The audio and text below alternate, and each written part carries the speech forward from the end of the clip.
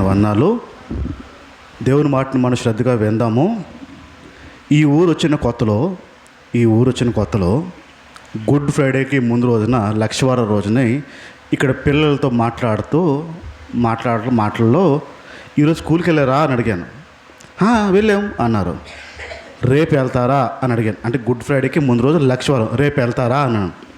రేపు చుట్టి అన్నాడు. ఎందుకురా చుట్టి అన్నాను. కాసేపు ఆలోచించాడు. చుట్టియా, గాంధీ గారి పుట్టినరోజు అందుకే చుట్టి ఇచ్చారు అన్నాడు. ఆడ పక్కనే ఒకడు ఉన్నాడు. ఈడేమంటున్నాడంటే గుడ్ ఫ్రైడే రోజుని గాంధీ గారి పుట్టినరోజు అని అంటున్నాడు. అందుకు గుడ్ ఫ్రైడే అంట, అందుకు చుట్టి ఇచ్చారంట ఆడికి. పక్కన ఉన్నవాడు ఏ అని చెప్పబోతున్నాడు. అంటే ఏదో తెలిసి ఆడికి చెప్పబోతున్నాడు. అన్నాడు ఆడిని.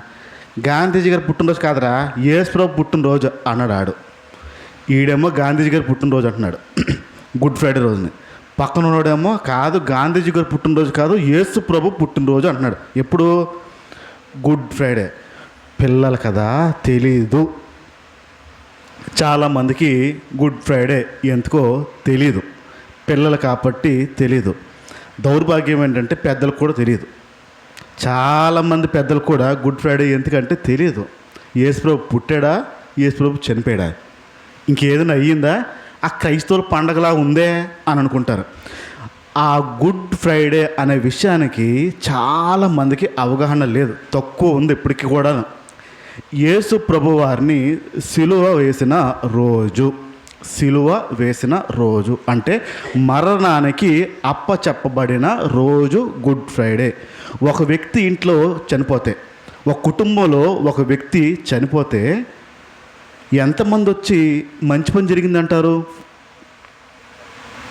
ఒక కుటుంబంలో ఒక వ్యక్తి చనిపోతే ఎంతమంది వచ్చి మంచి జరిగిందంటారు? మరి ఈరోజు గుడ్ ఫ్రైడే అంటున్నారు. యేసు ప్రభు చనిపోయిన రోజును ఎవరు చనిపోయినా మంచి రోజు అనరు, కానీ యేసు ప్రభు చనిపోతే మాత్రం మంచి రోజు అని అన్నారు. ఒక ఇంట్లో ఒక వ్యక్తి వాళ్ళ చనిపోతే, భర్త చనిపోతే భార్య ఏడుపు మీరు ఎప్పుడైనా గమనిస్తే గుండెలు బాదుకొని నన్ను అన్యాయం చేసి వెళ్ళిపోయాడు అంటది. భార్య అనే మాట, నన్ను అన్యాయం చేసి వెళ్ళిపోయాడు భర్త అని అంటాడు. ఎల్ఐసి లేస్తాడు, ఇన్సూరెన్స్లు కడతాడు, కట్టలు ఉంచుతాడు, బ్యాంకులో బంగారం ఉంచుతాడు, అయినా ఏమంటుంది? అన్యాయం చేసి వెళ్ళిపోయాడు అని అంటుంది. చనిపోతే అన్యాయం కదా. ఇప్పుడు యేసు ప్రభు చనిపోతే మరి మంచి జరిగింది అన్నారంటే, యేసు ప్రభు ఏమైనా తప్పు చేశాడా? యేసు ప్రభు ఏమైనా పాపం చేశాడా? యేసు ప్రభు ఎవరైనా నష్టపరిచాడా? అలాంటి వ్యక్తి ఎవడైనా ఒకవేళ ఉంటే, అలాంటి వ్యక్తి దుర్మార్గం ఉన్న వ్యక్తి ఎవడైనా ఉంటే, వీళ్ళంటాడు పోవడమే మేలండి, చచ్చిపోయి మంచి చేశాడు అంటారు. యేసు ప్రభు ఎవరిని ఎప్పుడు ఒక మాట కూడా అనలే. యేసు ప్రభు ఎవరిని ఒక మాట తిట్టలే, కొట్టలేదు, ఏ బూతు మాటలు ఆడలేదు, ఎవరిని నష్టపరచలేదు. అయినంత వరకు మేలు చేసుకుంటానే వచ్చాడు. కానీ ఆయన మరణం మాత్రం మంచి అని అంటున్నారు. మంచి. యేసు ప్రభు చావు మంచి. ఎందుకు మంచి అంటే మనుషులకి మేలు చేసి వెళ్ళాడు ఆయన. మనిషి జాతికి మేలు చేసి వెళ్ళిన వ్యక్తి. ఇక్కడ గమనించాల్సిన విషయం, యేసు ప్రభు గురించి మాట్లాడిన విషయాల్లో యేసు ప్రభు మరణానికి గురించి మాత్రం ఒక భిన్నమైన అభిప్రాయం ఉంటుంది. యేసు ప్రభు మరణం క్రైస్తవుల దేవుడు చనిపోయాడంట అనే విషయాన్ని చాలామంది మాట్లాడుతుంటారు. యేసు ప్రభు మరణం ఎందుకు మంచి? సంవత్సరంలో ఎన్నో శుక్రవారాలు వచ్చాయి. ఆ అన్ని శుక్రవారాలు మంచి అని అనరే, కానీ యేసు ప్రభు మరణానికి మాత్రం మంచి శుక్రవారం. అంటే శుక్రవారం నాడు సిలువ ఎక్కబడ్డాడు కాబట్టి, మనుషుల నిమిత్తం, మనుషుల కోసం సిలువ ఎక్కాడు కాబట్టి ఆ శుక్రవారానికి మంచి అని పదం వచ్చింది. ఇక్కడ గమనించండి, దేవుడు అనేవాడికి, శ్రద్ధగా వినండి, దేవుడు అనేవాడికి కొన్ని నియమాలు ఉంటాయి, కొన్ని పద్ధతులు ఉంటాయి, కొన్ని చట్టాలు ఉంటాయి. ఆ నియమాలు చట్టాలు దాటి దేవుడు రాడు, దిగడు ఆ విషయంలో. ఉదాహరణకి దేవుడు అబద్ధం ఆడ్డు అనే విషయం బైబిల్ చెప్తుంది. అబద్ధం ఆడడానికి ఆయన నరుడు కాదంటుంది. అంటే ఏదైనా సరే ఆయన అబద్ధం ఆడ్డు. ఆయన పెట్టుకున్న పద్ధతి, నియమం ఏంటంటే అబద్ధం ఆడడు. దేవుడు అన్యాయం చేయడం అసంభవం అంటుంది బైబిల్లో. అంటే అన్యాయం చేయాల్సి వచ్చినా దేవుడు చెయ్యడు అని అర్థం. దేవుడికి కొన్ని నియమాలు ఉన్నాయి, ఆ నియమాలు దాటి రాడు. ఆ నియమాల్లోనే ఒక నియమం ఏంటంటే, ఏ మనిషి అయితే తప్పు చేస్తాడో, ఏ మనిషి అయితే పాపం చేస్తాడో ఆ తప్పుకి పాపానికి శిక్ష పడాలి. ఇది దేవుని పెట్టుకున్న నియమం. మనుషుల్ని ఈ భూమి మీద తయారు చేసిన తర్వాత, మనుషుల్ని ఈ భూమి మీద పెట్టిన తర్వాత, ఏ మనిషి అయితే తప్పు చేశాడో, ఏ మనిషి నుంచి అయితే పాపం వచ్చిందో ఆ పాప నుంచి విడిపించడానికి, ఇప్పుడు తప్పు చేశారు కాబట్టి శిక్ష రావడం ఆయన నియమము. ఇప్పుడు ఆ నియమం దాటి పనిచేయలేడు. తప్పుకి ఒక లూప్, అంటే తప్పుకి పరిష్కారం ఏం పెట్టాడంటే రక్తం చిందించడం. పాపం చేశారా, రక్తం చిందిస్తే ఆ పాపానికి విడుదల అనేది ఒక నియమం. ఇంతకీ ఎవరి పాపం అది? ఎవరి పాపం, ఎవరి రక్తం? మనుషులు చేసిన పాపానికి రక్తం చిందించాలి. ఆ చిందించడం అనే విషయంలో మళ్ళీ ఎలాంటి మచ్చ డాగు ఉండకూడదు, ఎలాంటి పాపం ఉండకూడదు. ఆ మనుషుల్లో ఎలాంటి పాపం లేని మనిషిని వెతుకుతా ఉంటే ఒక్కడు కనపడలేదు. అందుకు దేవుడే స్వయంగా మనిషి రూపంలో ఈ భూమి మీదకి రావాల్సి వచ్చింది. పాపం లేని వ్యక్తిగా ఈ భూమి మీదకి వచ్చాడు. యేసు ప్రభువుగా ఈ భూమి మీదకి ఆయన వచ్చిన వ్యక్తి. యేసు ప్రభు దేవుడు మనిషి అవతారంలో ఈ భూమి మీద సంచరించాడు. ఆ దేవుడిని సిలువ ఎక్కించి మనుషుల పాపాల నిమిత్తము మరణముకి అప్పచెప్పుకుంటే, అంటే ఇప్పుడు మనుషుల పాపం అంతా ఒక్క వ్యక్తి వల్ల పోయింది. ఆ వ్యక్తి యేసు ప్రభు. మనుషులు చేసిన పాపం అంతా ఒక్క వ్యక్తి వల్ల పోయింది. ఆ చేసిన పాపంకి పరిష్కారము యేసు ప్రభు వారు ఇచ్చారు. అందుకు యేసు ప్రభు చనిపోయి మనుషులకు మంచి చేశాడు.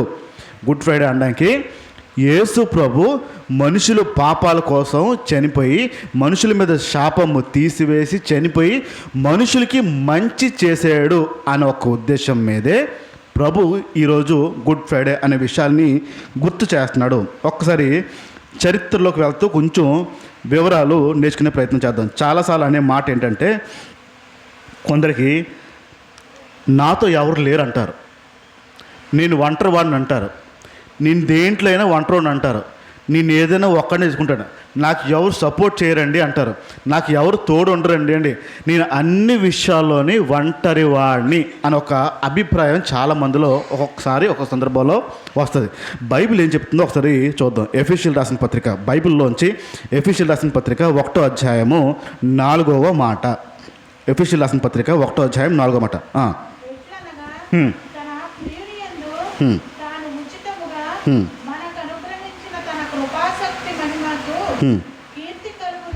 కీర్తి కలిగినట్టు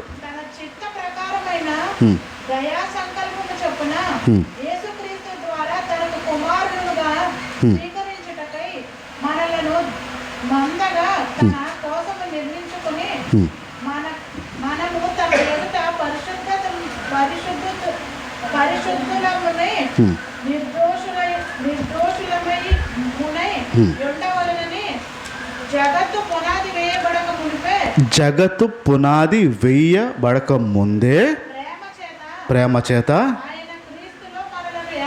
ఆయన క్రీస్తులో మనని ఏర్పరచుకున్నాడు.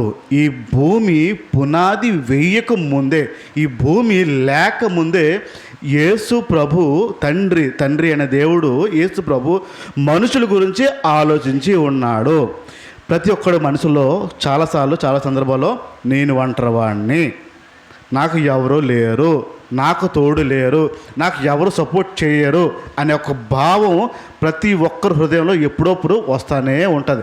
అది మానదు. ఆ మాట గురించి గుర్తు చేసుకోండి. దేవుడు భూమి పునాది వేయక ముందే మీ గురించి ఆలోచించాడు. మనుషులు ఉన్నా లేకపోయినా దేవుడు మీతో ఉన్నాడు పునాది వేయక ముందు. మీ పక్కలు చెప్పండి, దేవుడిని తోడు ఉన్నాడని. దేవుడు మనకు తోడుగా ఉన్నాడు. ఒకసారి గుర్చేద్దాం. ఇక్కడ చరిత్ర, భూమి పుట్టించిన తర్వాత, భూమిని తయారు చేసిన తర్వాత, మనుషుల్ని తయారు చేసిన తర్వాత మనిషి దేవునికి విరుద్ధంగా తిరగడం ప్రారంభించాడు. మనిషి దేవుడికి విరుద్ధంగా పాపం చేయడం ప్రారంభించాడు. ఇప్పుడు దేవుడికి ఒక నియమం ఉంది, అది దాటడు అని ఇందా చెప్పాను. ఆ నియమం ఏంటి? పాపం చేస్తే శిక్ష ఏంటి? మరణము. కాకపోతే మనుషుల్ని మరణానికి అప్పచెప్పడం ఇష్టపడక యేసు ప్రభుని ఆ పాపాలు ఎత్తుకోమని యేసు ప్రభుని ఈ భూమి మీదకి పంపాడు. కొన్ని ఈ లోకంలో ఉండే నియమాలు చెప్తాను, జాగ్రత్తగా వినండి. చట్టాలు చెప్తాను, జాగ్రత్తగా వినండి. ఒకవేళ కోర్టులో, మన ఈ లోకల్లో ఊర్లో ఉన్న కోర్టులో, జిల్లా కోర్టు కానీ ఎక్కడైనా కోర్టులో చిన్న పొరపాటు చేస్తే కంటెంప్ట్ ఆఫ్ కోర్ట్ అని చెప్పి అక్కడ శిక్ష వేస్తారు. మీకు ఉదాహరణ చెప్తాను. విశాఖపట్నంలో జరిగిన ఒక ఉదాహరణ సంఘటన ఏంటంటే, కోర్టు బౌండరీ ఉంది, కోర్టు గేట్ లోపల ఒక వ్యక్తి ఫోన్ మాట్లాడుతూ సిగరెట్ తీసి కాల్చాడు. గేట్ బయట నుంచి ఒక వ్యక్తి లోపలికి ఇలా వచ్చి బాబు సిగరెట్ ఏంటి ఈ కోర్టు లోపల కాలుస్తున్నావు అన్నాడండి. బయట నుంచి ఒక వ్యక్తి వచ్చి సిగరెట్ ఏంటి కోర్టు లోపల కాలుస్తున్నావు, కాల్చుకోవడం తెలీదా అన్నాడు. ఈ వ్యక్తి ఫోన్ మాట్లాడుతూ నీ పని నువ్వు చూసుకోవయ్యా అన్నాడండి. నీ పని నువ్వు చూసుకోవయ్యా అని చెప్పి కాల్చుకుంటూ మాట్లాడుతున్నాడు. ఈ వ్యక్తి ఏ వ్యక్తి అయితే బయట నుంచి వచ్చి చెప్పి వెళ్ళాడో సరాసరి లోపలికి వెళ్ళాడు, కోర్టు లోపలికి.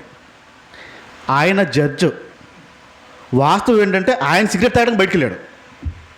గేట్ దాటి సిగరెట్ బట్టి కొడుతూ సిగరెట్ తాగి వద్దామని చెప్పి కోర్టు లోపల పెట్టి, ఆయన వేసిన నల్ల కోర్టు లోపల పెట్టి బయటకు వచ్చి సిగరెట్ తాగి లోపలికి వచ్చి ఈ వ్యక్తికి చెప్పాడు.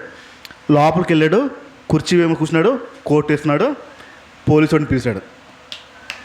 ఇలా రా అన్నాడు. పోలీసు వాడు పరిగెట్టుకుని వచ్చి సార్ అన్నాడు. బయట గేట్ దగ్గర ఒక వ్యక్తి సిగరెట్ తాగుతున్నాడు, లోపలికి గీడ్చుకురా అన్నాడు. ఇద్దరు పోలీసులు వెళ్ళి చేతులు తిప్పి లాక్కొచ్చి ఈ వ్యక్తి నీ పన్ను చూసుకో అయ్యా అన్నాడే. ఆ జడ్జిని చూసి చావంట్ల కారడం మొదలుపెట్టాయి. బయట చెప్పిన వ్యక్తి ఇప్పుడు జడ్జి సీట్లో ఉన్న వ్యక్తి ఒకటేనా అని డైరెక్ట్గా రాశాడు కంటెంప్ట్ ఆఫ్ కోర్ట్. అంటే కోర్టులో తేడా చేస్తే కంటెంప్ట్ ఆఫ్ కోర్ట్ అంటారు. నీకు 3 నెలల జైలు శిక్ష, తీసుకెళ్ళిపోయినాడు. ఇంటికి వెళ్ళడానికి లేదు, ఫోన్ చేయడానికి లేదు. కోర్టులో శిక్ష ఖరారు చేస్తే తీసుకెళ్ళిపోండి అని ఒక మాట అన్నాడంటే ఇంకొక మాట అనడానికి లేదు. నేను ఇంటికి వెళ్ళి వస్తానండి, తీసుకెళ్ళి దారిలో పలకరిస్తాను, హాయ్ ఏది ఉండదు. డైరెక్ట్గా కోర్టు నుంచి పోలీస్ స్టేషన్ జైల్లోకి వెళ్ళేసేస్తాడు డైరెక్ట్. ఇంకే అడ్డు అదుపులు ఉండవు. 3 నెలలు ఉన్నాడు ఆ వ్యక్తి. ఎందుకంటే ఒక చట్టం ఉంది, ఆ చట్టం కంటెంప్ట్ ఆఫ్ కోర్టు ప్రెమిసెస్లో ఈయన తేడా చేస్తే అనే విషయం. మీకు ఇంకా కొన్ని చట్టాలు చెప్తున్నాను. టికెట్ లేకుండా ప్రయాణం చేశారు ఎప్పుడైనా? టికెట్ లేకుండా ఒకసారి కూడా చేశారు. టికెట్ లేకుండా చేశారు. ఏదో టైం అయిపోయో కొనలేకో మొత్తానికి ఏదో ఒక టికెట్ లేకుండా పట్టుకుంటే ఎప్పుడు ఎన్నాళ్ళు అసలు తెలుసా? ఐడియా ఉందా? 6 నెలలు లేదా సంవత్సరం లేదా 3 సంవత్సరాలు.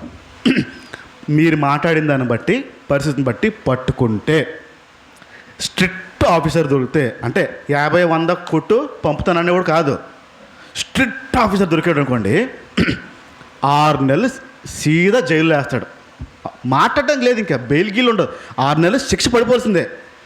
ఆ కంటెంప్ట్ ఆఫ్ కోర్ట్ కూడా 3 నెలలు శిక్ష పడిపోవాల్సిందే. బెయిల్ ఉండవు వాటికి, డైరెక్ట్ శిక్ష ఖరారు. ఇప్పుడు టికెట్ లేకుండా కూడా ట్రావెల్ చేస్తే 6 నెలలు మినిమం, కనీసం 6 నెలలు లేదా సంవత్సరం, ఎక్కువ మాట్లాడితే 3 సంవత్సరాలు వేస్తారు. ఇంకా మళ్ళీ ఆ 3 సంవత్సరాల్లో బయటికి రావడానికి వీలు లేదు. ఇది లోకంలో ఉన్న ఒకటి. దొంగతనం ఎప్పుడు చేశారా? దొంగతనం చేశారా? ఒక్కసారి కూడా? అందరు చేసినారు, ఏదో ఒకటి చేసిన వాళ్ళే కదా. దొంగతనం చేస్తే శిక్ష ఏంటో తెలుసా? దొంగతనం చేస్తే శిక్ష చట్టం ఏంటంటే 3 నుంచి 7 సంవత్సరాలు. మీరు మాట్లాడిన దాన్ని బట్టి, జడ్జి గారు ఒప్పుకున్న దాన్ని బట్టి శిక్ష 3 నుంచి 7 సంవత్సరాలు దొంగతనంకి వేస్తారు.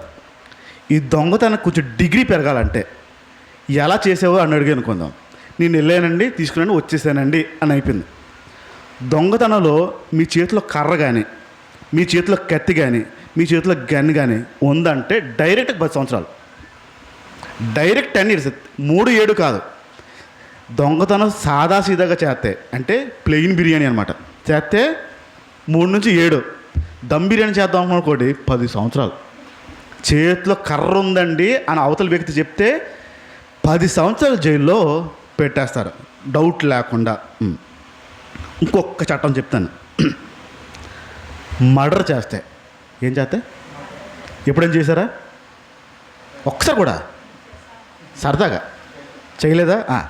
మర్డర్ చేస్తే శిక్ష ఏంటో తెలుసా? శిక్ష ఏంటో తెలుసా? మీ పరిస్థితిని బట్టి జీవిత ఖైదీ. అంటే మీరు బయట ప్రపంచం మీ జీవితంలో చూడలేరు. ఇంకా మీ బతుకు మీ చావు జైల్లోనే. జీవిత ఖైదీ శిక్షని ఖరారు చేస్తారు. జీవిత ఖైదీ ఒకవేళ ఆడు భయంకరమైన నేరస్తుడైతే, ఆ మర్డర్ చేసినవాడు భయంకరమైన నేరస్తుడైతే జడ్జి గారికి కోపం వచ్చిందా 302 BNS ఉరి శిక్ష. డైరెక్ట్ ఉరి శిక్ష. జీవిత ఖైదీ కాదు, ఇంకా డైరెక్ట్ ఉరి శిక్ష. ప్రస్తుతం ఇప్పుడు చాలా రద్దు జరుగుతుంది ఉరి శిక్షలు, కానీ ఇంకా ఉన్నాయి, పోలే.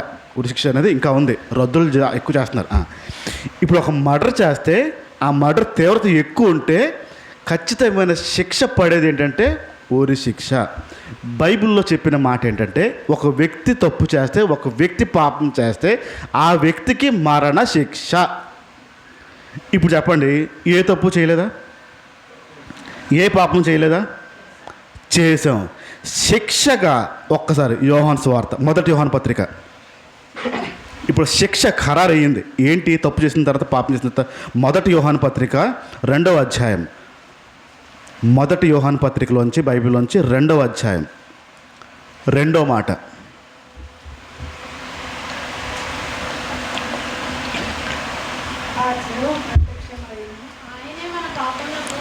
ఆయనే మన పాపములకు శాంతికరమైన, మన పాపములకు మాత్రమే కాదు. ఇక్కడ చూడండి, గమనించండి. మన పాపములకి మాత్రమే కాదు, సర్వలోకము శాంతికరమై ఉన్నాడు. ఇక్కడ శిక్ష ఖరారయ్యింది. శిక్ష ఖరారయ్యింది. మనుషులు చేసిన పాపానికి, మనుషులు చేసిన తప్పిదానికి శిక్ష ఖరారయ్యింది. శిక్ష ఎవరికి పడింది? ఎందుకు? యేసు ప్రభుకు పడింది. ఈ లోకంలో ఉన్న చట్టాలు ఏవైతే ఉన్నాయో అవి శిక్ష ఖరారు ఎలాగైతే చేసాయో, మనుషులపైన దేవుడి చట్టం కూడా అదే. పాపం కనుక, తప్పు కనుక చేస్తే వారికి మరణ శిక్ష. ఇప్పుడు శిక్ష మనకు పడలేదు. ఎవరికి పడిందంట? యేసు ప్రభుకు పడింది. ఏం చెప్తున్నాడు అక్కడ బైబిల్లో? ఆ శిక్ష పొందడం, పాపం నుంచి తప్పించడం, ఆ శిక్ష నుంచి తప్పించడం మనకు మాత్రమే కాదు, యావత్ బూదిగంతల వరకు, భూమిలో ఉన్న మనుషులందరి కొరకు ఒకే ఒక్క శిక్ష ఆయన పరిశుద్ధుడైన యేసుక్రీస్తుకి పడింది. యేసు ప్రభుకి ఈ శిక్షకి సంబంధం లేదు. యేసు ప్రభు ఏ తప్పు చేయలేదు, ఏ పాపము చేయలేదు. కానీ కానీ కానీ మనుషులు చేసిన పాపానికి శిక్ష ఎవరు అనుభవించారు? అందుకు అంటే మనుషులకు పడాల్సిన శిక్ష యేసు ప్రభు తీసుకున్నాడు. కాబట్టి గుడ్ ఫ్రైడే, యేసు ప్రభు ప్రజలకి మంచి చేశాడు. కాబట్టి శుభ శుక్రవారము, మంచి ఫ్రైడే. ఆయన చనిపోయి మనుషులకి సహాయం చేశాడు. కాబట్టి ఆయన చనిపోయి మనుషులకి మేలు చేశాడు. కాబట్టి గుడ్ ఫ్రైడే అనే విషయాన్ని వచ్చింది. ఒక్కసారి ఇప్పుడు యేసు ప్రభు జర్నీని గుర్తు చేసుకుందాం. అంటే ఆయన ప్రయాణాన్ని గుర్తు చేసుకుందాం. యేసు ప్రభు తండ్రి ద్వారా పంపబడిన వ్యక్తి. ఇప్పుడు ఆలోచిద్దాం. ఒరిస్సా సీఎం గారు ఆయన కుమారుని పంపితే, ఒరిస్సా సీఎం గారు ఆయన కుమారుడిని గోటిక్ర పంపితే, గోటిక్ర ప్రజలు ఆయన కుమారుడిని ఎలా చూస్తారు? మర్యాదగా చూస్తారా? రారా అని పిలుస్తారా? ఎందుకు? పంపినోడెవడు? సీఎం గారు పంపారు. కాబట్టి ఇప్పుడు యేసు ప్రభుని ఈ భూమి మీదకి పంపినవాడు తండ్రి, దేవుడు స్వయంగా మనిషిగా వచ్చిన వ్యక్తి. తండ్రి కుమారుడిని పంపాడు. ఆ కుమారుడు యేసు ప్రభు. ఇప్పుడు యేసు ప్రభు తండ్రిగా ఉన్న తండ్రి గొప్పవాడా, సీఎం గొప్పవాడు అంటారా? చీఫ్ మినిస్టర్ గొప్పవాడా, దేవుడు గొప్పవాడా? దేవుడు గొప్పవాడు కదా. ఇప్పుడు ఈ భూమి మీదకి దేవుడు మనిషిగా పంపాడు యేసు ప్రభుని. ఇక్కడ గమనించండి. యేసు ప్రభు ఎక్కడ పుట్టాడు? పశువుల ఇక్కడ ఒక పొరపాటు ఎక్కడ జరిగిపోద్దంటే, పాటలు వినిసి పశువుల పాకట్లో పుట్టానో సందడి సందడి అనేది వినిసి పశువుల పాకలో పుట్టాడు. యేసు ప్రభు పశువుల పాకలో పుట్టలే, తెలియక పశువుల పాకలో పుట్టాడు. ఒకసారి బైబిల్లోంచి ఒకసారి చూద్దాం. లూకాసు వార్త 2వ అధ్యాయము. బైబిల్లోంచి లూకాసు వార్త 2వ అధ్యాయం. యేసు ప్రభు వారు పశువుల పాకలో పుట్టలేదు. లూకాసు వార్త 2వ అధ్యాయము 7వ మాట చూడండి. 2:7.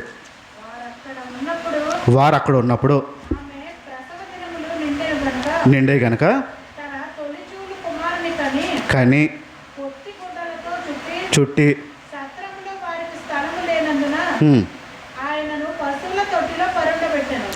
ఎక్కడ పుట్టాడు, ఎక్కడ పెట్టారు? ఇప్పుడు మళ్ళీ చదువు.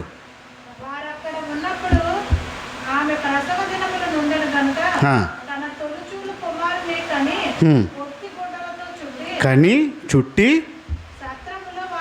సత్రంలో చూడలేదంట. ఆయన పశువుల తొట్టులో. ఇప్పుడు ఎక్కడ కన్నారు? ఇంతకీ ఎక్కడో కంటే సత్రంలో కూడా చూడలేదు. ఖండం కూడా సత్రంలో కాదు, ఎక్కడో కంటే యేసు ప్రభుకి సత్రంలో చోట్లేదు. యేసు ప్రభుకి సత్రంలో చోట్లేకపోతే పశువుల పాకలోకి తీసుకెళ్ళి ఆ ఎమ్మెల్యే పెట్టింది. ఆలోచండి, దేవుని కుమారుడు ఎక్కడో పుట్టాడు, ప్లేస్ లేక పశువుల పాకలో వెళ్ళాడంట. అక్కడ పెట్టాల్సి వచ్చిందంట. ఒక సిస్టర్ గారు గొడవ పెట్టుకుంటున్నారు. ఏంటంటే వాళ్ళ నాన్నతో గొడవ ఏంటంటే, ఫస్ట్ ప్రెగ్నెన్సీ తీసుకెళ్ళి గవర్నమెంట్ హాస్పిటల్లో పెడతావా నాన్న నువ్వు? గవర్నమెంట్ ప్రైవేట్ హాస్పిటల్ కనపడలే? ప్రైవేట్ హాస్పిటల్ పెట్టవా? ఖర్చు అయిపోద్దన్నా. గవర్నమెంట్ హాస్పిటల్లో ప్రసవించిందని ఆ పాప వాళ్ళ నాన్నతో గొడవ పెట్టుకుంటుంది. సాధారణంగా గవర్నమెంట్ హాస్పిటల్ పంపడానికి ఇష్టపడతారా, ప్రైవేటా? ఎక్కడ మీ కూతురు కోడలకు పంపాలి? ఎక్కడ? ప్రైవేటే కదా.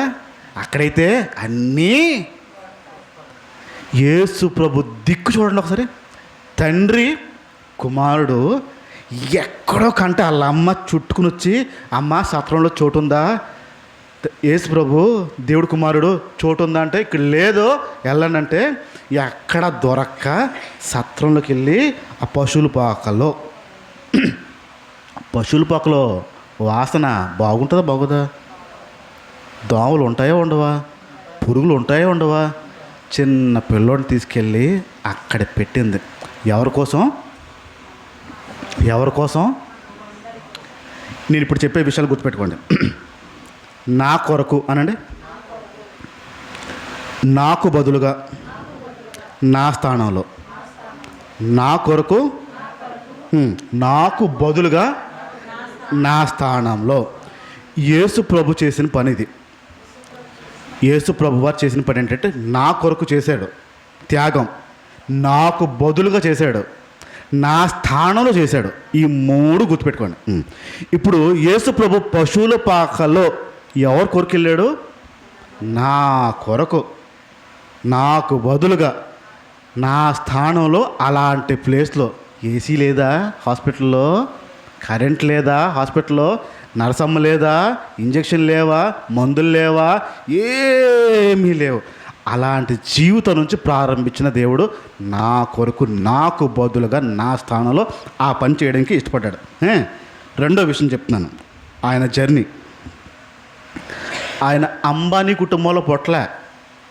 సాదాసీదా కార్పెంటర్ కుటుంబం. యేసు ప్రభు తండ్రి ఎంచుకున్న కుటుంబం సాదాసీదా వడ్రంగి పనిచేసే కుటుంబము. చాలాసార్లు పిల్లలు అనుకుంటారు, నేను అలాంటి వాడి ఇంట్లో పుట్టిన బాను, వాళ్ళ ఇంట్లో పుట్టిన బాను, ఆ డబ్బున్నవాడి ఇంట్లో పుట్టిన బాను, అక్కడ పడిన బాను. మనుషులకు ఉండే ఆలోచన. యేసు ప్రభుకు ఉండే ఆలోచన ఒక సాధారణమైన వడ్రంగి వాడింట్లో. మూడో విషయం చెప్తున్నాను ఏంటంటే, యేసు ప్రభు పుట్టిక మనుషుల కలయిక వల్ల కాదు. తండ్రి అయిన దేవుడు పరిశుద్ధాత్మ ఆ సహాయం వల్ల పుట్టిన వ్యక్తి. మనుషులు ఏమంటారు ఇప్పుడు? కలయిక లేకపోతే వ్యభిచారి అంటాడు. ఆల్రెడీ అదే మాట అన్నారు. ఈడు వ్యభిచారికి పుట్టినోడు రైడు అని ఒక నింద వేయించుకున్న వ్యక్తి యేసుప్రభు వారు. ఆయన జీవితం నా కొరకు, చెప్పండి, నా కొరకు, నాకు బదులుగా, నా స్థానంలో. ఇంకొంచెం ముందుకు వస్తున్నాను ఆయన జీవితంలోకి. ఎప్పుడైతే యేసుప్రభు జీవితం ప్రారంభించబడుతుందో తండ్రి చాలా త్వరగా చనిపోయాడు. కుటుంబం బాధ్యతలన్నీ నెత్తి మీద వేస్తున్నాడు అండి. అప్పచెల్లు అక్క చెల్లు అంత బాధ్యత. కష్టపడి పనిచేయడం, ఒళ్ళు వంచి పనిచేయడం, చెమట కార్చి పనిచేయడం. సీఎం గారు కొడుకు అలా పనిచేస్తాడా? చేస్తాడా? తండ్రి అయిన దేవుడి కొరకు ఆ పని చేస్తున్నాడు. ఎవరి కోసం? మళ్ళీ చెప్పండి. నా కోసం. ఇది మర్చిపోద్దు. నా కోసం, నాకు బదులుగా, నా స్థానంలో అంత కష్టాన్ని ఆయన ఎంచుకున్న వ్యక్తి.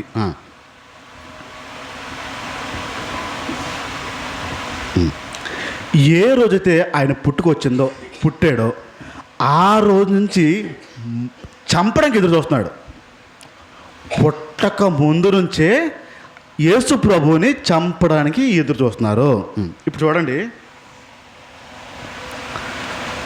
ఒక పిల్లోడు పుట్టాడు, బాబు పాప పుట్టారు. జనం అంతా వచ్చి చూసి వెళ్ళారు.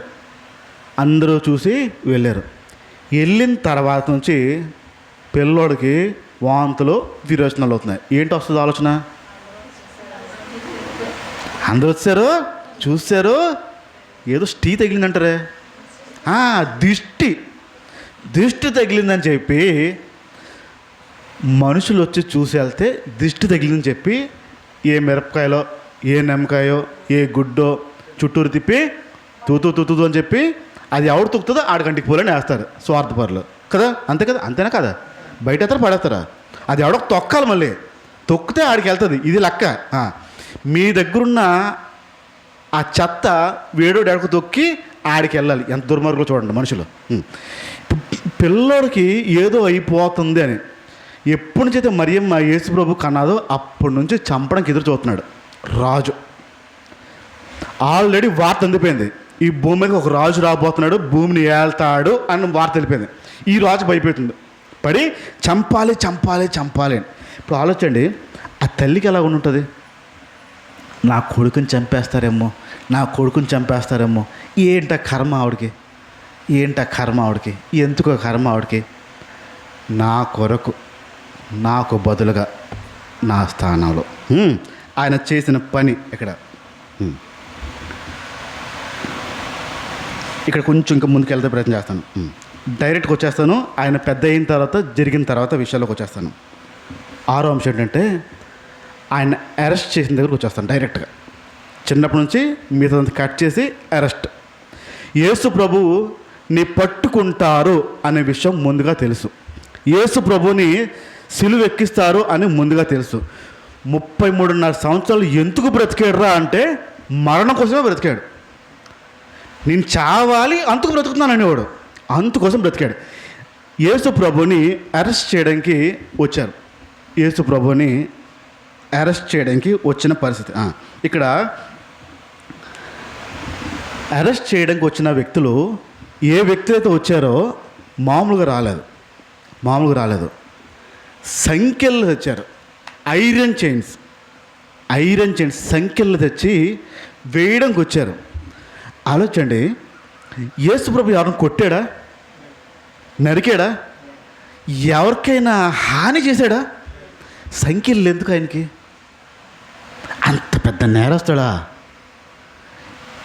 ఇప్పుడు పోలీసు వాళ్ళు ఒకవేళ మిమ్మల్ని తీసుకెళ్ళాలంటే చూడండి, మామూలుగా సాదాసీదా జీవితం మీరు జీవిస్తున్న మీ ఇంటికి పోలీసు వాళ్ళు రావాలి, మిమ్మల్ని ఒకవేళ స్టేషన్కి వెళ్ళి తీసుకెళ్ళాలి, ఎంక్వైరీ చేయాలంటే వారు ఎలాగొస్తారో తెలుసా? యూనిఫామ్ లేకుండా వస్తారు. యూనిఫామ్ వేసుకోరు, సివిల్ డ్రెస్లో వచ్చి మీ ఇంటికి వచ్చి మేము పోలీస్ స్టేషన్ వచ్చామని చెప్పి ఐడి కార్డ్ చూపించి మీరు మాతో పాటు రండి, చిన్న ఎంక్వైరీ ఉంది అని చెప్తారు. ఎందుకు చెప్తారు తెలుసా? మీరు సాదా సీదాగా బతుకుతున్న కుటుంబం కనుక పోలీస్ డ్రెస్లో కనుక వస్తే, పోలీస్ జీప్లో వస్తే మీ పరువు పోతుంది, మిమ్మల్ని పోలీసు వాళ్ళు పట్టుకెళ్ళారు అనే విషయం తెలుస్తుంది, బాగోదు, తలెత్తుకుని బ్రతకలేరు అని చెప్పి సాదా డ్రెస్లో యూనిఫామ్ లేకుండా మఫ్టీలో వచ్చి మిమ్మల్ని తీసుకెళ్ళి పంపేస్తారు. ఒక్క కారణం ఆలోచిస్తారు, మనుషులుగా మీకు ఒక ఊరిలో పేరుంది, గౌరవం ఉంది, పోకూడదని ఆ పని చేస్తారు. ఇప్పుడు యేసు ప్రభు ఏం నష్టపరుచుంటాడు? సంఖ్యలు వేయడానికి. నువ్వు తప్పు చేసావు యేసు ప్రభు, పద అని తీసుకెళ్ళచ్చు కదా. సంఖ్యలు వేశారు ఆయన జీవితంలో. సంఖ్యలు వేసుకొని కాగా సంఖ్యలు పడగానే జరిగిన సంగతి ఏంటి తెలుసా? ఒకసారి బైబిల్లో చూద్దాం.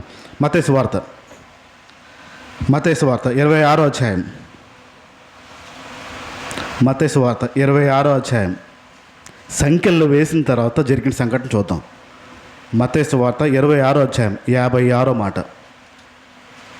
26, 56.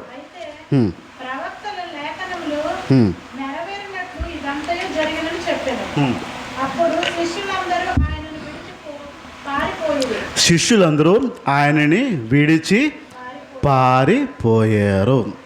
యేసు ప్రభుకి ఎంతమంది శిష్యులు ఉండేవారు? 12. అప్పచెప్పినోడు ఒకడు యోధ, 11. ఇప్పుడు ఉన్నారా, పోయారా? కష్టకాలంలో సంఖ్యలు వేసి లాక్కెళ్తున్న టైంలో ఒక్క శిష్యుడు లేడండి. నీతో పాటే ఉంటాను, నువ్వు చస్తే నీ వరకు చస్తాను అన్న శిష్యులు ఒక్కడ కూడా లేడు. ఇప్పుడు ఒంటరి వాడైపోయాడు. ఇప్పుడు మీకు కుటుంబం ఉంది, ఊహించండి, ఒక్కసారి ఆలోచించండి. మిమ్మల్ని అరెస్ట్ చేస్తే ఒక్కడు కూడా పట్టించుకోకపోతే అరెస్ట్ చేసినందుకు బాధపడతారా, ఎవరు లేనందుకు బాధపడతారా? అరెస్ట్కి బాధపడరు, కనీసం ఎవరు నా కోసం లేరే అని బాధపడతారు. ఇప్పుడు యేసు ప్రభు బాధ ఎలా ఉన్నట్టు ఆలోచండి.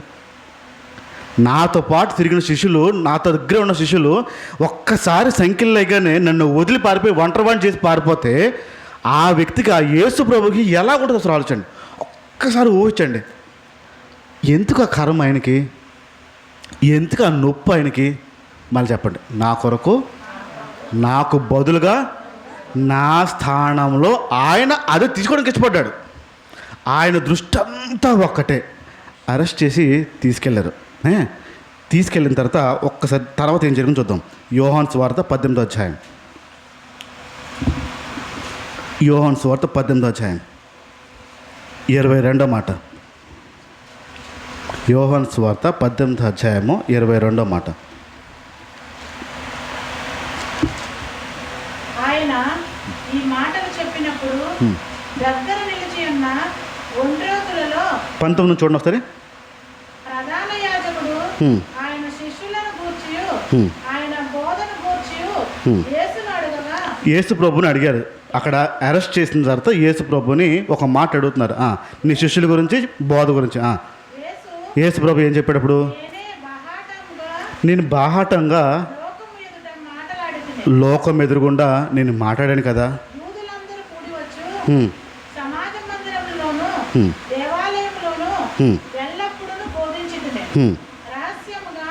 నేనేమీ మాట్లాడలేదు, నీవు నన్ను అడగనేలా, నేను వారికి ఏమి బోధించినది విన్న వారిని అడుగుము, ఇదిగో నేను చెప్పినది మీరు ఎరుగుదురు అతనితో అనెను.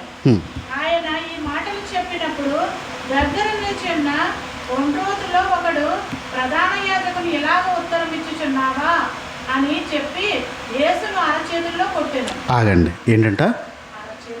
యేసుని అరచేతితో కొట్టాను.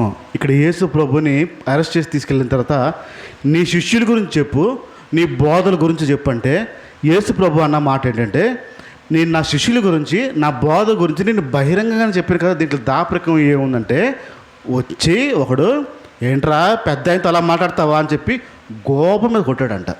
ఎవరిని? ఇప్పుడు ఆలోచించండి. తండ్రి, కుమారుడు యేసు ప్రభుని కోపం మీద కొట్టడం ఆలోచండి. ఆయన నిలబడి సమాధానం చెప్తా ఉంటే లాగి పెట్టి కొట్టడం ఒకసారి ఆలోచండి. ఊహించండి అసలు అది ఊహలో వెళ్ళండి ఒకసారి ఎలా ఉంటుందో. దాని తర్వాత ఏమంటాడు తెలుసా యేసు ప్రభు, నేను ఏమన్నాను అయ్యా నన్ను కొడుతున్నావు, నువ్వు అడిగిందే కదా నేను చెప్పాను, నువ్వు అడిగితేనే కదా చెప్పాను, నా శిష్యుల గురించి నా బోధ గురించి అడిగే తర్వాత ఉంటాయి, నా శిష్యుల గురించి నా బోధ గురించి అడిగితే నేను అదే చెప్పాను, నన్ను ఎందుకయ్యా కొడుతున్నావు అన్నాడు. ఒక్కసారి ఆలోచండి, యేసు ప్రభు అడుగుతున్నాడు, నన్ను ఎందుకు కొడుతున్నావయ్యా, నువ్వు అడిగిన దానికి కదా నేను చెప్పాను. ఆలోచండి, యేసు ప్రభుని కొట్టడం అనేది, మీ తండ్రిని గుర్తించుకోండి, మిమ్మల్ని కన్న తండ్రిని గుర్తించుకోండి, మీ ఎదురుగుండా మీ కన్న తండ్రిని ఏమైనా గోమే లాక్కొడితే మీకు ఎలా ఉంటుంది? మీ జీవితకాలం మర్చిపోతారు, అది జీవితకాలం మర్చిపోము. యేసు ప్రభుని అడిగితే సమాధానం చెప్పినందుకు లాగి పెట్టి గోమె కొట్టాడు ఒకడు వచ్చి, నోరు లెగుతుందే పెద్ద ఆయన దగ్గర అని. యేసు ప్రభు బదులు చెప్తున్నాడు, పాపం నేను ఏం చేశాను, నువ్వు అడిగిందానికి చెప్పి నన్ను ఎందుకు కొడుతున్నావు అయ్యా అని.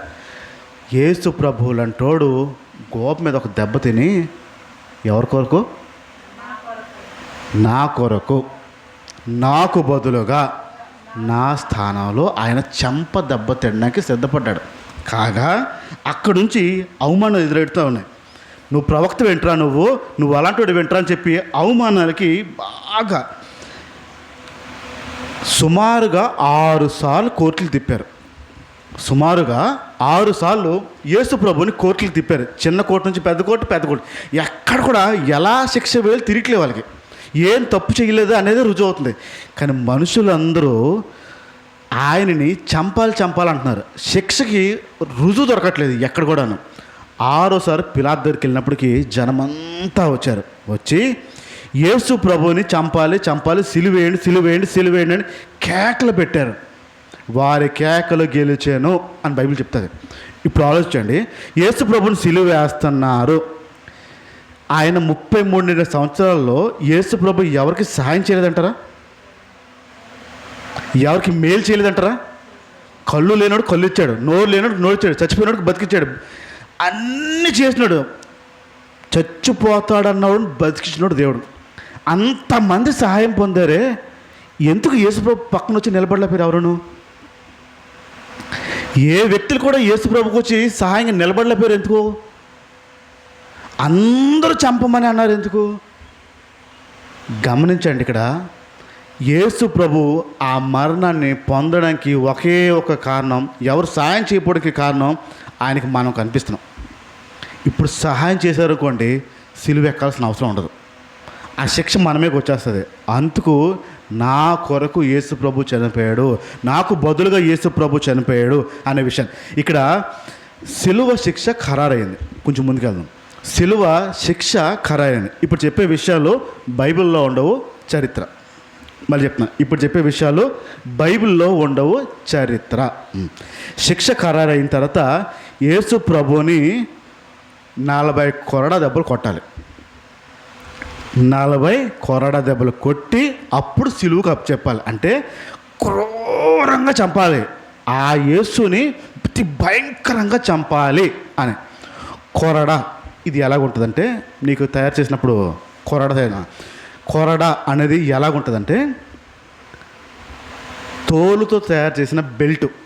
కొరడా అంటే తోలుతో తయారు చేసిన బెల్టు. ఆ బెల్ట్ ఎలాగుంటుందంటే, కొరడా దానికి పశువుల ఎముకలు కడతారు, జంతు ఎముకల్ని కడతారు. ఆ కొరడా నిండా పెద్ద పెద్ద ఎముకలు కట్టి, ఆ కొరడా నిండా పెద్ద పెద్ద సూదులు మేకులు పెడతారు. సూదులు, మేకులు, ఎముకలు, వీటితో కొరడాను తయారు చేస్తారు. యేసు ప్రభుకి శిక్ష ఖరారైంది. 40 కొరడా దెబ్బలు కొట్టాలి, కొట్టిన తర్వాత సిలువ మీదకి ఎక్కించాలి. అంటే 90% ప్రాణం ఇక్కడ తీయాలి, మిగిలిన 10% ఆయన నడిపించుకుంటూ సిలువ ఎక్కించాలి.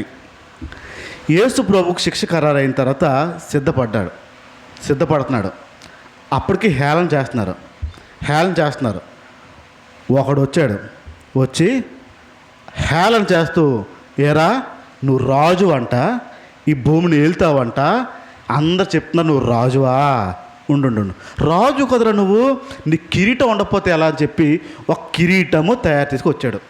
బంగారంది కాదు, వెండి కాదు, ఎత్తడిది కాదు, పెద్ద పెద్ద ముళ్ళ కంపలతో తెచ్చిన ఒక గుండ్రపు కిరీటం తెచ్చి ఆ ముళ్ళ కంప అలా తల మీద దించి ఉంచలేదు. ఎక్కడ ఊడిపోద్దో అని ఆ ముళ్ళ కిరీటాన్ని పైనుంచి కింద వరకు నొక్కి ఆ ముళ్ళ కిరీటాన్ని కొట్టాడు. అవి దిగితే కిరీటం పడదని. ఆ ముళ్ళు లోపల దిగి ఆ కిరీటం అలా నిలబడి ఉంది. ఆయన కేకలేస్తున్నాడు నొప్పని, అరుస్తున్నాడు నొప్పని, బాధపడుతున్నాడు, వేదన పడుతున్నాడు. శిక్ష ఇంకా పూర్తి అవలా. ఆ ఏ ముళ్ళ కిరీటంతో పట్టుకొచ్చారో ప్రజలందరూ ఈడ్చుకొస్తున్నారు ఆయన్ని, సంఖ్యలతో ఈడ్చుకొస్తున్న సంఘటన అది. నడిపించట్లా, ఈడ్చుకొచ్చి పడిసి ఒక కమ్మకి కట్టి చేతులు రెండు కట్టారు. కట్టి కొరడా తండ్రి ఇప్పుడు అన్నాడు. 40 కొరడా దెబ్బలు, శిక్ష 40. ఎంత కొట్టారో తెలుసా? బైబిల్ చెప్తుంది 1 తక్కువ 40 అంటే 39 కొరడా దెబ్బలు కొట్టారు. 39 ఎందుకు కొడతారంటే 40 కొడితే శిక్ష పూర్తయిపోద్ది. శిక్ష పూర్తయిపోతే ఆయన విడుదల చేసే అవకాశాలు ఉంటాయి. ఈ కొట్టిన వాళ్ళు తెలివిగా చేశారంటే 40 కొట్టలేదు, 39 కొట్టారు. 39 కొట్టారనుకోండి, సరిగ్గా సరిపోలేదురా అని మళ్ళీ 39 కొట్టేచ్చు. 40 కొడితే మాత్రం మళ్ళీ శిక్ష చేయడం ఉండదు. అందుకే 40 కొట్టకుండా 39 కొరడ దెబ్బలు అలాంటి హంటర్తో, అలాంటి కొరడాతో కొడతా ఉంటే ఆయన ఇలా నిలబడి ఉన్నారు. వీపు మీద కొడతా ఉంటే ఆ వీపు చిట్లు పోయి నరాలు చిట్లి ఎముకలు బయట కనిపిస్తున్నాయి. ఈ వెనకాలన్న బోన్స్, వెనకాలన్న ఆ ఎముకలన్నీ కూడా ఆ కొరడ దెబ్బలకి విరగడం ప్రారంభించేసాయి. మొక్క విరగడం ప్రారంభిస్తాయి. ఎంత భయంకరంగా 39 కొరడ కొట్టారంటే, కొట్టిన కొరడ దెబ్బలకి ఇక్కడ ఊపిరితిత్తులు పంచర్ అయిపోయాయి, అంటే చిల్లులు పడిపోయాయి. ఆయన ఊపిరి తీసుకునే పద్ధతికి మారిపోయింది. కొట్టి ఇలా కొరడాన్ని లాగి పెట్టి కొడితే దానికున్న ఎముకలు, దానికున్న మేకులు వెళ్ళి శరీరం లోపల గుచ్చిపోతాయి. గుచ్చుకుంటే మళ్ళీ నిదానంగా తీయరు, లాగేస్తారు. ఇలాగా వెంటనే లాగేస్తారు. దాంతోపాటు మాంసం మొత్తం లెగిసి వెళ్ళే, వెనకాల వీపు మీద ఇంకేమీ మిగలేదు, రక్తం పూర్తిగా పోయింది, ఊపిరితిత్తులు కన్నం పడిపోయాయి, ఊపిరి అందడానికి లేదు, ఏమీ లేదు. ఇంకా అలా ఉంటుండగా రక్తం అంతా పోతుండగా 10% మాత్రమే యేసు ప్రభుకి ప్రాణము ఊపిరి ఉంది. ఆ 10%లో యేసు ప్రభుని లేపి తీసుకొస్తుండగా, సిలువెక్కించడానికి తీసుకొస్తుండగా ఇంకా చాలా ప్రజల్లో కోపం, ఇంకా చాలా ఈడ్ర రాజు అని చెప్పి ఆయన మీద ఉమ్ములు వేయడం ప్రారంభించారు. యేసు ప్రభు మీద ఉమ్ములు వేయడం ప్రారంభించారు. ఆయన తీసుకొస్తా ఉన్నారు. సిలువ ఎక్కించాలి, టైం అవుతుంది. సిలువ, ఆ చెక్క సిలువ ఏదైతే ఉంటుందో అది చరిత్ర ఏం చెప్తుందంటే సుమారుగా 30 నుంచి 60 కేజీలు, 50-60 కేజీలు, 30 నుంచి 60 కేజీలు. ఆలోచండి, 90% ప్రాణం పోయింది, 90% ప్రాణం లేదు. మిగతా 10%లో ఆయన 30 కేజీలు మోయాలంటే ఇంట్లో కొనే బియ్యం బస్తా ఎంత బరువు ఉంటుంది? మీరు ఇంట్లో వాడేది 50, బయట షాప్లో కొంటే 25-30, బయట షాప్లో కొంటే 25 లేదా 30. ఇప్పుడు ఆలోచండి, 30 తీసుకుందాం. రోజంతా అలసిపోయారు, ఇంకేం లేదు. ఆ టైంలో మీ వీపు మీద వేస్తే ఆ బరువు, కొంత దూరం వెళ్ళి పెట్టిసిరా అంటే ఆ బరువు ఎలా ఉంటుంది? 90% ఆయన ప్రాణం తీస్తారు, ఊపిరి అందట్లేదు, నీరు ఇవ్వట్లేదు, ఏమీ లేదు ఆయన బతుకులో. ఇంకా మొత్తం ఎముకలు కనిపిస్తున్నాయి, చర్మం ఊడిపోయి ఉంది. ఏలాడుతున్న పరిస్థితిలో సిలువు పోయి రెడీ చేశారు. 30 నుంచి 50 కేజీల బరువు ఉన్న సిలువు మీదకి ఎక్కించి మేకులు ఎక్కడ ఊడిపోతాయి, పడిపోద్దని చెప్పి సిలువు మీద తాడులేసి కట్టి మేకులు కొట్టడం. మన ఇంట్లో వాడే మేకులు కాదు, సుమారుగా 1/4 కిలో ఉంటాయి ఆ బరువు. సుమారుగా ఒక్క మేకు 1/4 కిలో, 250 గ్రాములు ఉంటాయి ఒక్క మేకు. అంత సైజు మేకులు చేతి ఎముకని దాటి వెళ్ళేలా కొట్టారు. అంటే వేలాడుతున్నప్పుడు ఆ వ్యక్తి జారి మొక్కలు ఊడి పడిపోకుండా ఎముకల నుంచి చేతుల్లో కొట్టారు, కాళ్ళలో కొట్టి ఆ మేకులను బలంగా కొట్టి నిలబెట్టి చంపడానికి అంత ఆనందాన్ని పొందుతున్నారు. 30 కేజీల బరువు ఆ సిలువని మోసుకుంటూ వెళ్తున్నాడు. ఆ నొప్పిని మోసుకుంటూ వెళ్తున్నాడు. ఫస్ట్ టైం ఆ సిలువ ఎక్కి కొంత దూరం వెళ్ళి పడిపోయాడు. ఆ బరువు మొయ్యలేక ఓపిక లేక కింద అలా పడిపోయాడు. అది పడింది ఆయన మీద. అప్పుడు తల్లి పరిగెట్టుకుంటూ వచ్చింది. తల్లి పరిగెట్టుకుంటూ వచ్చి బిడ్డను చూసి ఏడుపు మొదలెట్టింది. దుఃఖంతో ఏడుపు మొదలుపెట్టింది.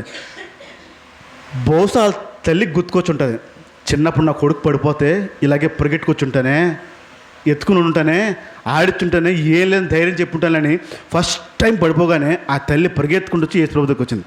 ఇంకా కొంత దూరం నడిచాడు. సుమారుగా శిక్ష వేసిన దగ్గర నుంచి సిలువ ఎక్కాల్సిన ప్రాంతం కిలోమీటర్. ఆలోచించండి, 90% ప్రాణం లేదు, 10% ఉంది. 30 కేజీలు సిలువ వేసుకొని కిలోమీటర్ నడవాలి కొండ పైన. ఎవరి కోసం? ఎవరి కోసం? గట్టి చెప్పండి. నా కోసము ఆ సిలువ నాకు బదులుగా నా స్థానములో ఆయన మోసుకుంటా వెళ్తున్నాడు దారంతా. రెండోసారి పడిపోయాడు, మొయ్యలేక రెండోసారి పడిపోయాడు. మళ్ళీ పడిపోయి పడగానే ఇంకొక వ్యక్తి వచ్చింది, ఇంకొక స్త్రీ వచ్చి యేసు ప్రభు ముఖం మీద ఉన్న ఆ కనపట్లేదేమో అనుకుని ముఖం మీద ఉన్న రక్తాన్ని మొత్తం తుడిచింది. ఒళ్ళంతా తలంతా కారిపోతుంది, కనపట్ల ఆయనకి. అంత స్థాయిలో ఒక వ్యక్తి వచ్చి ముఖం అంతా అలా అలా అలా తుడిచింది. మరలా లెగిసాడు. లెగిసి మరలా సిలువ మోస్తున్నాడు. అందరూ హేళన చేస్తున్నాడు. సహాయం చేసేవాడు ఒక్కడు లేడు. అందరూ హేళన చేస్తున్నారు. మూడోసారి ఆయన పట్టుకుంటూ వస్తున్నాడు. మూడోసారి పడిపోయాడు. సిలువ మొయ్యలేక నడవలేక మూడోసారి పడిపోయాడు. అక్కడ చూశాడు, జనాలందరూ ఏడడం చూశారు. ఆ ఏడడం చూసిన తర్వాత ఆ టైంలో కూడా యేసు ప్రభు ఏమంటున్నాడు బైబిల్లో, నేను తర్వాత మా రిఫరెన్స్ చెప్తాను. ఆ టైంలో కూడా ఏంటంటున్నాడంటే లూకాసు వార్తలో ఉంటుంది, నా కొరకు మీరు ఏడవద్దు, మీ కొరకు మీ పిల్లల కోసం ఏడవండి, రాబోతున్న రోజులు చాలా భయంకరంగా ఉండబోతున్నాయి అని చెప్పి ఆ టైంలో కూడా మన గురించి ఆలోచిస్తున్నాడు. ఆల్రెడీ పడిపోయాడు, నొప్పితో ఉన్నాడు, లేవలేకపోతున్నాడు, ఈడ్చుకుంటూ వెళ్తున్నాడు. జనం ఏడడం చూసి, ప్రజలు ఏడడం చూసి, నా కోసం మీరు ఎందుకు ఏడుస్తారు, నా కోసం మీరు ఏడద్దు, మీకోసం మీ పిల్లల కోసం ఏడవండి అని చెప్పి ఆ టైంలో కూడా మనుషుల గురించి ఆలోచిస్తున్నాడు. మొత్తానికి అది తీసుకుంటూ పై వరకు ఎక్కాడు. ఆయన్ని ఆ సిలువ ఎక్కించారు. ఎక్కి ప్రజలు వెయిట్ చేస్తున్నారు, ఈడెప్పుడు చస్తాడా అని, ఎప్పుడు చస్తారా అని ఎదురు చూస్తూ ఉంటే అలా ఉన్నాడు. ప్రాణం కొంచెం పోతుంది. చిన్న గొంతుకుతో అంటున్నాడు, దాహం వేస్తుంది, నాకు దాహం ఉందయ్యా, కొంచెం ఎవరైనా అంటే. ఆ టైంలో కూడా చేదు సిరక అంటే వెనిగర్ అంటారు. వెనిగర్ని నీటిలో అది ముంచి గొడ్డ కట్టి సిరక అంటారు. ఆ వెనిగర్ చేదు. దాహం వేస్తుందిరా, తాగుతావరా, ఇదిగో తాగని చెప్పి ఒక కర్రకి గోని సంచి కట్టి దాని మీద ఆ వెనిగర్ పోసి తాగు అని పెదం దగ్గర పెడితే ఆ చేదుదే తాగాడు. చచ్చిపోయే టైంలో కూడా కనికరించలేదు. తండ్రికి అప్పచెప్పేసిన టైం వచ్చేసింది. ఆ టైంలో కూడా అంటున్నాడు యేసు ప్రభు, తండ్రి వీరేం చేస్తున్నారో వీళ్ళకి తెలియదు, వీళ్ళని క్షమించేయండి ప్రభా అని మనుషుల గురించి ఆలోచిస్తున్నాడు. ఆ టైంలో కూడా వాళ్ళ మీద ఎక్కడ శిక్ష వస్తుందో అని తీవ్రంగా దుఃఖపడుతున్నాడు ప్రభు. ఆ టైంలో కూడా వారి గురించి ఆలోచించి ప్రభు దగ్గర ముందు చెప్పేస్తున్నాడు, వాళ్ళు ఏమనకే, నన్ను చంపారని ఏమనద్దే, ఏం చేయకే, వాళ్ళకి శిక్ష చేయకే అని చెప్పి నా ఆత్మనికి చెప్పేసుకుంటున్నాను అని చెప్పి అక్కడ చెప్పుకున్న తర్వాత అక్కడ ఉన్న వాళ్ళు వచ్చి, ఒరే యేసు ప్రభు సచ్చేడులో చూడండిరా అన్నాడు. కదలట్లేదురా, ఇంతకు నుంచి మాట్లాడట్లేదురా, చచ్చి ఉంటాడులే అని. అలా కాదు, చూడండి అంటే పెద్ద బల్లెని తీసుకొచ్చి ఇక్కడ డొక్కలో పొడిచాడు. చెక్ చేయడానికి, అంటే చచ్చేయడం లేదు చూడడానికి, డొక్కలో తీసుకెళ్ళి గట్టిగా పొడిచాడు. అరుస్తే ఇంకా బతికి ఉన్నాడని, అప్పుడు ఇంకా చంపాలని పొడిచారు. ఆయన ఏం మాట్లాడలేదు, అనలేదు. ఆ పొడిసిన తర్వాత తీసిన తర్వాత మిగిలిన రక్తం కూడా భూమి మీద పడిపోయింది. యేసు ప్రభు మరణము మనుషుల నిమిత్తము, యేసు ప్రభు మరణము మనుషుల కోసము. మనుషుల మీద రావాల్సిన ఆ తీవ్రమైన శిక్ష ప్రభు తీసుకున్నాడు. మనుషుల మీద రావాల్సిన తీవ్రమైన నిర్ణయము ప్రభు తీసుకున్నాడు. యేసు ప్రభు అంత భయంకరంగా, అంత తీవ్రమైన నిర్ణయము తీసుకోవడానికి ఒకే ఒక కారణం, నిన్ను నన్ను ఈ భూమి మీద ఉన్న ప్రతి మనిషిని ఎంత ప్రేమించాడో దానికి రుజువు. ఆయన ఏ తప్పు చేయలేదు, ఏ పాపం చేయలేదు, ఆయనలో ఏ దోషము లేదు. అయినా మనుషుల మీదకి ఆ శిక్ష రాకూడదని చెప్పి ఆ దుఃఖం అంతా, ఆ వేదన అంతా, ఆ బాధ అంతా, ఆ శిక్ష అంతా ఆయన తీసుకుని ఆ వేదన, నరక వేదన పడుతూ ఆ టైంలో కూడా మన గురించి ఆలోచిస్తూ వీళ్ళని ఏమి అనద్దు అని ఆలోచించేంత ప్రేమమేడు యేసుప్రభు. అంత మంచి చేసిన యేసుప్రభు చనిపోయి మంచి చేశాడు అని గుడ్ ఫ్రైడే చేస్తారు. బైబిల్లో ఆయన గురించి ఏ ప్రవచనం అయితే ముందుగా రాయబడిందో ఆ ప్రవచనం నెరవేర్పు జరిగిపోయింది, అయిపోయింది. ఇప్పుడు బైబిల్లో ఒక వచనం తెద్దాం. బైబిల్లోంచి ఒక వచనం తెద్దాం. యేసు ప్రభు మరణము, సిలువ మరణం అయిపోయింది. మొదటి కొరింథీ పత్రిక 1వ అధ్యాయము, మొదటి కొరింథీ పత్రిక 1వ అధ్యాయము 18వ మాట. మొదటి కొరింథీ పత్రిక 1వ అధ్యాయం 18వ మాట. సిలువని గురించిన వార్త నశించిన పోతున్న వారికి వెర్రితనంగాను, రక్షించబడుతున్న మనకు దేవుని శక్తి. బైబిల్ చెప్తుంది సిలువని గురించిన వార్త అంటే యేసు ప్రభువు సిలువ మరణం చెందాడు కదా, ఆ వార్త, ఆ సువార్త నశించిపోతున్న వారికి అది వెర్రితనము. ఈ పదం గుర్తుపెట్టుకోండి. సిలువని గురించి వార్త నశించిపోతున్న వారికి అది వెర్రితనము. యేసు ప్రభు ఎందుకు చనిపోయాడు మీకు తెలుసా? ఇప్పుడు యేసు ప్రభు ఎందుకు చనిపోయాడో మీకు తెలుసా? నా ప్రశ్న. తెలుసా తెలీదా? మాట్లాడండి కొంచెం. మన పాపాల గురించి చనిపోయాడు అని మనం తెలుసు. తెలిసిన తర్వాత పాపం చేయకుండా ఉన్నాం, పాపం చేసామా? అంటే సిలువని గురించి వార్తన ఏమవుతుంది మన గురించి? ఏ సిలువైతే పొందాడో, ఏ మరణమైతే పొందాడో, ఏ త్యాగమైతే చేశాడో ఆ వార్త ఇప్పుడు మనకేమవుతుంది? వెర్రితనంగా మారిపోతున్నాము. తెలిసి పాపం చేస్తున్నాం, కావాలని పాపం చేస్తున్నాం, ఇష్టపడి పాపం చేస్తున్నాం, శరీరంతో పాపం చేస్తున్నాం, కళ్ళతో పాపం చేస్తున్నాం, ఆలోచనతో పాపం చేస్తున్నాం. తెలుసా తెలియక?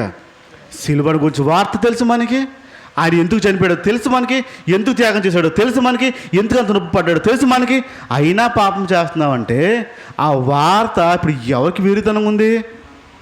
మనకే.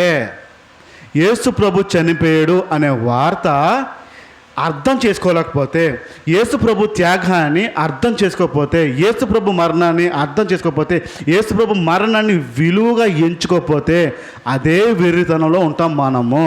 ఏ ప్రవక్త అయితే వచ్చాడో చెప్పాడో యేసు ప్రభు ఈ భూమి మీదకి వస్తాడని, యేసు ప్రభు ఈ భూమి మీదకి వచ్చిన తర్వాత చనిపోతాడని బైబిల్ ముందుగానే చెప్పాడు. చనిపోతున్న యేసు ప్రభు 3 రోజులు తిరిగి లేస్తాడని ముందుగానే చెప్పాడు. అది నెరవేరిపోయింది. ఆయన పుట్టుక నెరవేరిపోయింది, ఆయన మరణం నెరవేరిపోయింది, ఆయన లేవడం నెరవేరిపోయింది. ఇంకో నెరవేర్పు ఉంది, ఆయన ఈ భూమి మీదకి రావడం. అతి త్వరలో ఈ భూమి మీదకి రాబోతున్నాడు. అతి సమీపం ఉంది ఆయన రాకడ. ఆ రాకడ సమయానికి ఆ సిలువ గురించి వార్త వెర్రితనంగా ఉంటే మాత్రం నశించిపోతుంది. జాగ్రత్త. యేసు ప్రభు నా కొరకు చనిపోయాడు, యేసు ప్రభు నా పాపం కోసం చనిపోయాడు, నా కొరకు నాకు బదులుగా నా స్థానంలో చనిపోయాడు అనే విషయాన్ని గ్రహించకపోతే, అనే విషయాన్ని తెలుసుకోకపోతే, ఆ విలువ తెలుసుకోకపోతే ఖచ్చితంగా నాశనానికి గురవుతావు. బైబిల్ చెప్తుంది సిలువని గురించిన వార్త నశించిపోతున్న వారికి వెర్రితనము. తెలిసి ఒకటి, తెలియక ఇంకోటి. యేసు ప్రభుని సిలువ వేసిన తర్వాత తండ్రి వీరేం చేస్తున్నారు వీరికి తెలియదు అన్నాడా లేదా? తండ్రి వీరేం చేస్తున్నారు వీరికి తెలియదు అన్నాడు. ఇదే యేసు ప్రభు ఇప్పుడు సిలువ మీద ఉంటే మీరేం చేస్తున్నారు తెలిసి చేస్తున్నాడు అంటే తెలియ చేస్తున్నారంటారు. వాళ్ళు తెలియక తప్పు చేశారు, పాపం చేశారు. సిలువ గురించి తెలిసి తప్పు చేస్తున్నాం. మన మీద దుర్మార్గులు. ఇప్పుడు తెలియక చేస్తున్న వారి గురించి ప్రార్థన చేశాడు, వీళ్ళు తెలియక చేస్తున్నాడు అని. ఈరోజు సిలువ మీద ఉన్నాడు అనుకుందాం, ఈరోజు మనం చెప్పాలనుకుందాం. ఏం చెప్తాడు? వీళ్ళు తెలిసే చేస్తున్నారు ప్రభు అని చెప్తాడా? తెలియక చేస్తున్నాడు అని చెప్తాడా? ఏ సాక్ష్యం బయటకు వస్తుంది? ఏ ప్రార్థన బయటకు వస్తుంది? యేసు ప్రభుకి ఖచ్చితంగా తెలిసే చేస్తున్నారు. ఇప్పుడు తెలియక చేసిన సిలువ ఎక్కించిన వారు మంచివారా? తెలిసి సిలువ ఎక్కిస్తున్నా మనం మంచివారమా? ఎవరు దుర్మార్గులు? క్రూరమైన దుర్మార్గులు ఎవరు? ఇప్పుడు కనీసం దుఃఖం జాలి లేని వారు ఎవరిప్పుడు? ఆయన మరణానికి విలువ లేకుండా చేసింది ఎవరిప్పుడు? ఆయన నా కొరకు చనిపోయాడని విలువ లేకుండా బ్రతుకుతున్నది ఎవరిప్పుడు? వాళ్ళందరికీ తెలియదు, మనందరికీ తెలుసు. తెలిసి సిలువ ప్రతిరోజు వేస్తాం మనం. తెలియక చేసిన వాళ్ళ పాపమాలు, తెలిసి పాపం చేస్తావు. ఎన్నిసార్లు సిలువ వేస్తావు? ఇంకా ఎన్ని రోజులు వేస్తావు? ఎన్నిసార్లు వేస్తావు? ఎన్ని సమయాలు వేస్తావు? ఎంతమంది సిలువ వేస్తావు? వాళ్ళు తెలియక చేశాడు, మనం తెలిసి చేస్తున్నాం. మహా దుర్మార్గులు మనము, మహాపాపాత్మలు మనము. తెలియకుండా చేస్తే పర్వాలేదు, కానీ తెలిసి చేస్తే అంతకంటే నీచమైన పని ఉండదు. ఆయన వార్త, సిలువను గురించి వార్త, నశించిపోతున్న వారికి వెర్రితనము. ఇప్పటికీ ఆ వెర్రి వారిలా బ్రతుకుతున్నామో మనం. ఇంక మీదటైనా ఆ సిలువ గురించి, ఇంక మీదటైనా ఆయన మరణం గురించి ఒక విలువ కలిగే జీవితం